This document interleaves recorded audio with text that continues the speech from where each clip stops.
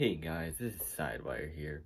I just want to do a video on what my opinion on the new Star Trek Lower Decks design, which I actually really like. Not perfect, not perfect.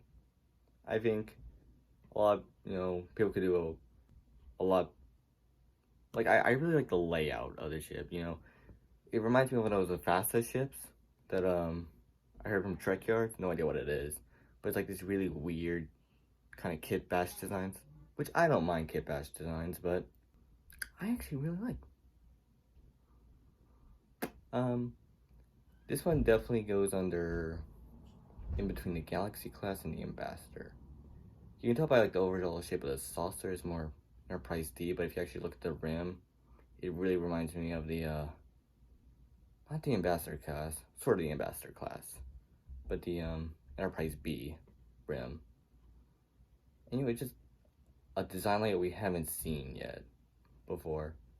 A lot of people say that the pylons, but I'm going to show the ship right now, or before, depending on how good I am at editing. Sorry. But yeah, a lot of people saying that the pylons are too small. I disagree. I'm going to guess that the saucer is about the same size as the Enterprise D saucer. So that's at least way bigger than the Constitution class pylons. Bit dumb that they have a holes though. But then again, it's more of a new Star Trek designs where it's more about looking cool than actual use. Which one thing I really did like about a lot of Star Trek designs, at least originally, was that it had a fine case of looking elegant, but also looking useful, realistic. There's a word for this, but I can't really think about it right now. I'm probably going to be cutting a lot, right? There's going to be a lot of empty silence because I don't know what I'm talking about. But I really like the designs on the nacelles. They really remind me of the, let's see, I'll put in the Akira. Oh, I got Eagle Moss figure, but they actually really do remind me of the Akiras. Which, Akira's one of my favorite ships, so, hey. I'm not really sure how I feel about the secondary hull. I think it should be bigger. But then again, that could just be how far away it is from the actual ship. Because I think the secondary hull would have to be bigger to be more realistic. And, it's like, I can understand why people don't like it, but it just looks cool. It's a cool looking, almost fan-made design. Not saying that's a bad thing. But yeah, it's like, they kind of did everything backwards on the design. Love the yellow strip there. Not sure if that's any useful. I always thought like Federation ships needs a bit more red stripes like they had in the original series. Just a little callback with that. It's kind of cool how the secondary hull like kind of rises up from the nacelles. I think, a lot of people could probably do a more detailed design like E.C. Henry, if anyone's ever seen that channel. E.C. Henry, I would love to see like a more realistic interpretation if you want. I'm not good at modeling at all, so you do that. Not sure what these little hole pivots are though. It's like they're kind of spread around the ship. There's like these little sunken in areas. I'll probably have it somewhere pointed on here. I mean, could those be like landing bays or are they like phaser strips, I wonder? Really makes you wonder. Also, it's like you only have like the top side. I want to see what. I wish there was some. I want to see what the impulse engines look like at the top of the ship. I'm not really sure what this like yellow thing on the secondary hull is, but yeah. There's a lot more stuff I wanted to talk about. I don't know why I forget it. Okay, there it is. Awkward silence.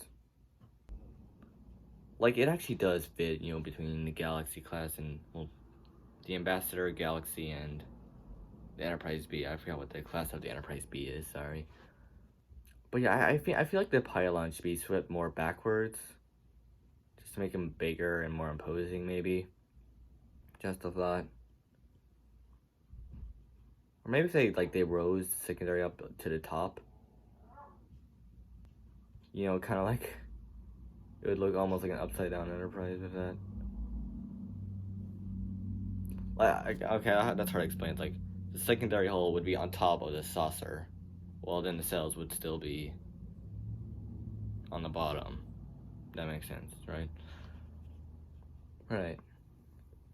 But if I had to do an estimate on how populated the ship, I'd have to say 600 to 800 crew. I think 600, 700, 800, somewhere between there. But yeah, it's like I just want to see more of the ship. It's like we had to show this one shot that only shows just enough for it to make sense, but nothing really else with it. But then again, I can't tell. It's almost, I think it's an oval, but I can't tell if that's just like how far the front from the back is or how big the ship is. Because like a part of my brain's saying like it's supposed to be a full circle, but other times it's like it's supposed to be an oval.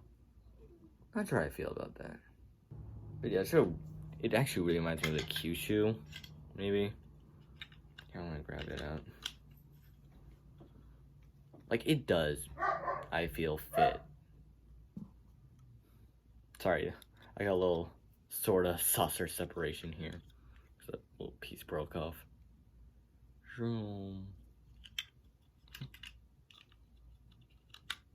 Can't wait till they. It actually makes me wonder, like, when we're gonna see other Star Trek starships. Are they gonna be like? Are we gonna see a lot? I could see like. That's thing I never really. That's one thing I wonder about, like, with animation. Is like, some of it's kind of like based on interpretation, where the exact like, meter to meter size really fits, or is this like a one-to-one replication? Like, remember like Star Trek Rebels when they had that giant neck on the Star Destroyers, which they just did not have. When they have the exact designs for them probably, but they kind of wanted to go for like a Ralph McQuarrie look than like what it would actually look like. So like what's actually what it is and what's like animation interpretation. I think that's kind of my video here.